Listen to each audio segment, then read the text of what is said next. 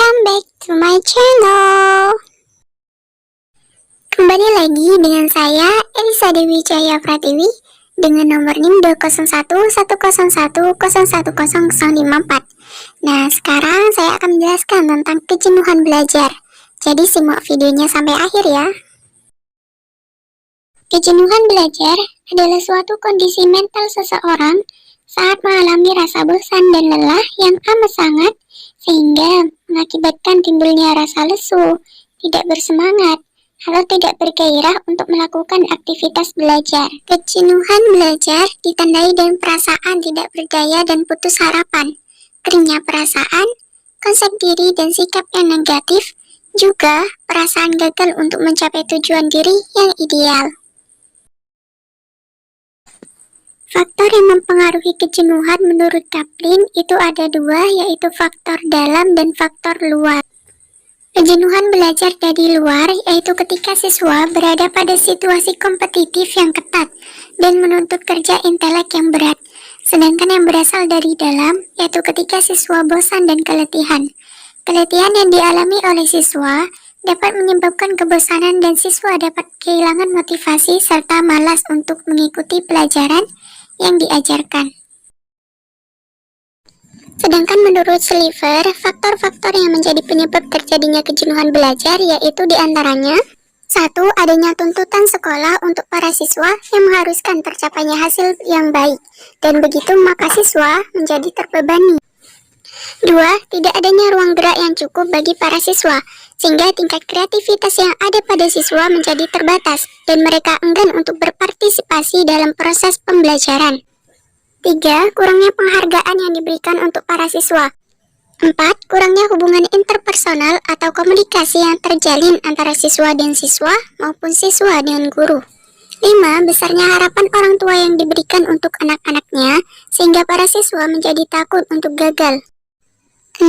Adanya perbedaan pandangan untuk siswa dari sekolah, teman, keluarga, dan lingkungan sekitar untuk prestasi belajar yang telah dicapainya. Jenis-jenis kejenuhan belajar itu ada 3, yaitu 1. Kejenuhan positif, 2. Kejenuhan wajar, 3. Kejenuhan negatif. Kejenuhan positif adalah kejenuhan terhadap segala sesuatu yang buruk, baik berupa penyimpangan perilaku, perbuatan dosa, tindak kezaliman, kesesatan, hingga keyakinan kebatilan. Kejenuhan wajar adalah kejenuhan yang sangat lumrah terjadi. Setiap orang melakukan kesibukan berulang-ulang pasti akan mengalami kejenuhan. Gejala kejenuhan dalam aktivitas belajar yang sering dialami yaitu timbulnya rasa enggan, malas, lesu, dan tidak bergairah untuk belajar. Kejenuhan negatif adalah kejenuhan yang berat, merusak kehidupan dan bisa memicu munculnya keburukan-keburukan yang lain yang serius.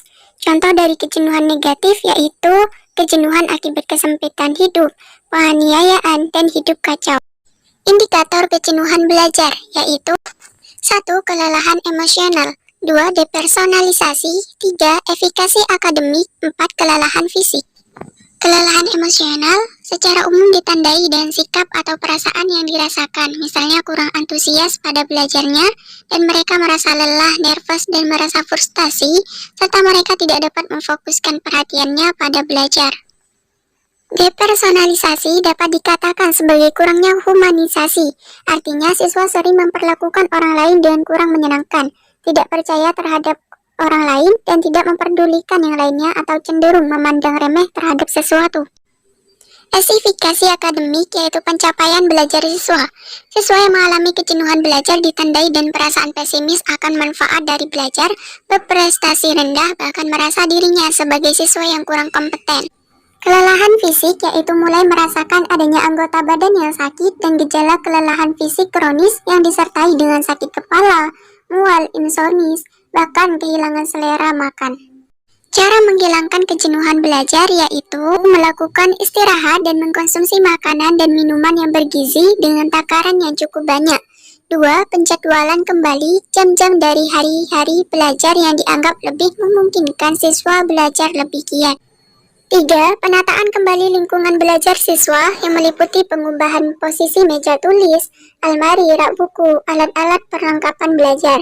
4. Memberikan motivasi dan stimulasi baru agar siswa merasa terdorong untuk belajar lebih giat daripada sebelumnya. 5. Siswa harus berbuat nyata atau tidak menyerah atau tinggal diam dengan cara mencoba belajar dan belajar lagi. 6. Belajar dengan cara atau metode yang bervariasi. 7. Melakukan aktivitas rekreasi atau hiburan. 8. Hindarkan adanya ketegangan mental saat belajar, karena ketegangan mental akan membuat aktivitas belajar terasa jauh lebih berat dan melelahkan. Kalian sudah tahu belum? Ada teori yang berhubungan dengan kejenuhan belajar, yaitu Conservation of Resources Theory atau COR. COR merupakan teori konservasi sumber daya, yaitu teori stres yang menggambarkan motivasi dan mendorong manusia untuk mempertahankan sumber daya mereka saat ini dan untuk mengejar sumber daya baru.